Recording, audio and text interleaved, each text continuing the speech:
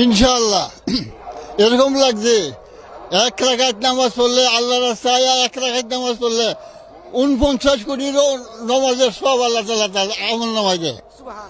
আর এক রাত যদি আমরা সব অপরাধ পাইছি, 49 কোটি সব অপরাধের সব আল্লাহ তাআলা তার আমল নামায় দেবে। বুঝলেন কথাটা? এরপরে আল্লাহ যে কত সব, আল্লাহ রাস্তায় মৃত্যুবরণ করলে জান্নাতের রাস্তা খোলা সোজা রাস্তা।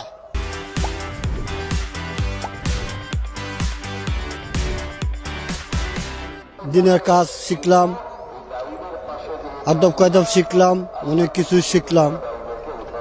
নামাজ টামাজ শিখলাম, নামাজ কালাম শিখলাম, সব কিছুই আমরা দিনের কাজের জন্য সব কিছু শিখলাম, আইলাম।